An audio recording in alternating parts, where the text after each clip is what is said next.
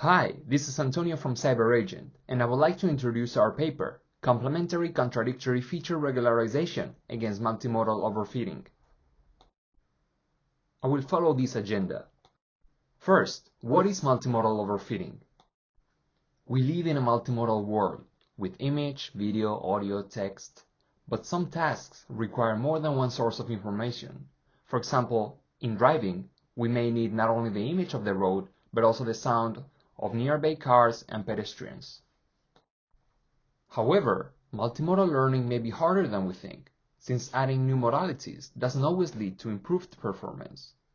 For example, in this simple scenario with two modalities, adding audio to image actually worsens performance. Previous works have studied this phenomena and indicated that learning multiple modalities under the same conditions is suboptimal. Specifically, some modalities turn to overfit, while others underfit the classification problem. In summary, previous works against multimodal overfitting follow three main trends. Traditional approaches, such as feature dropout, are unlearnable and require trial and error to adjust its parameters. Then, some works proposed regularizing the learning rate and backprop gradients for different parts of the network that handle different modalities. Finally, a recent work proposed regularizing the feature distributions in the multimodal latent space to avoid interference among different modalities. While these works are effective, they lack control on what is being learned and also lack explainability. Now, here is our hypothesis. When learning multiple modalities to solve a given task, there exist features that are not useful. For example, for the task of emotion recognition, while the face parts and grimaces of a human face may be useful, the skin color or type of background are unrelated. Similar for the audio modality, in which the gender of the voice should not influence the emotion recognition performance. This way, we want the network to remove such unrelated contradictory features while keeping the features that contribute to the task, that is, those complementary among modalities. Understanding the amount of features that are actually useful to solve the task would allow us to characterize multimodal learning not only quantitatively, but also qualitatively. This section reviews the related works in multimodal learning that are used as a reference for our proposed method. It does not contain the works in multimodal overfitting, as those were explained in the introduction. Previous works in multimodal learning for generative tasks have proposed regularizing features in order to improve performance. For example, in order to generate a text description from an image of a flower, they propose separating the features that are shared among modalities, such as the flower color, from features that are modality exclusive, such as the background and unrelated words. This methodology is relevant to our idea, but it only makes sense for generative tasks, where redundant information among modalities is actually useful. Now, let's extrapolate the idea of feature separation to the classification setting.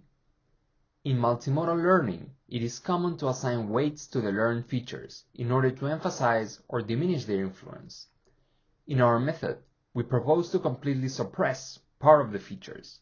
We do that by setting a hyperparameter t, a threshold that would determine if weights get the value 1 or 0.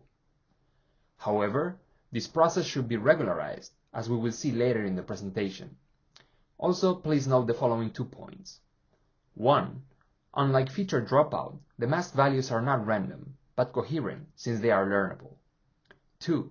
Feature separation does not necessarily result in disentanglement of features with semantic meaning. This section explains the details of our proposed learning method against multimodal overfitting. As shown in the diagram, latent features for each modality are extracted via an encoder-decoder architecture, WACV in our case. By enforcing the reconstruction of the input, we aim to prevent the encoder from removing features. Then, we move on to concatenate the multimodal features and mask them.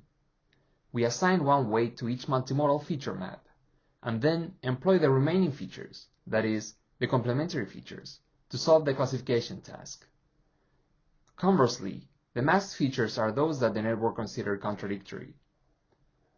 In order to train such a method, we employ several loss functions. Besides the reconstruction and WACV codebook loss, and the classification task loss, we introduce a regularization term. This regularization penalizes the learning if very few features are masked, in order to avoid the suboptimal solution of vanilla concatenation. Finally, our method also allows us to calculate a complementarity measure, a ratio of the amount of information learned from each modality. This way, redundant modalities will have low complementarity and vice versa.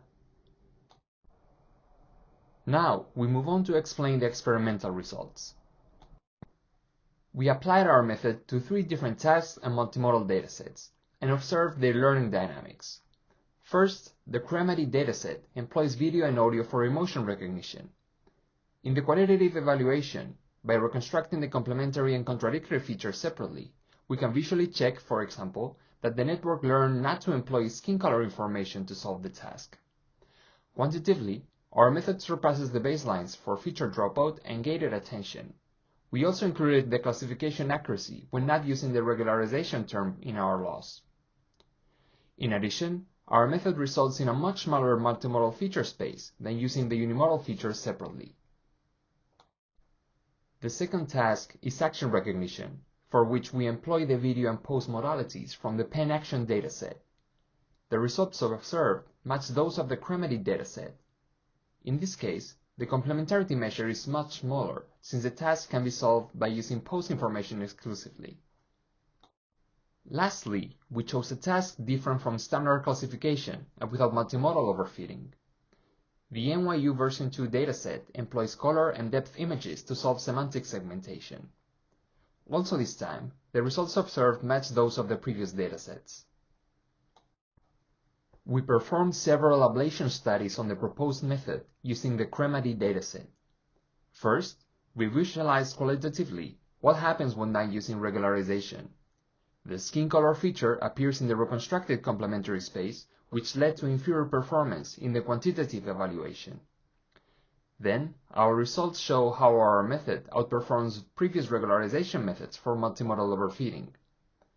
In addition, we also probed the classification accuracy when not using reconstruction and masking.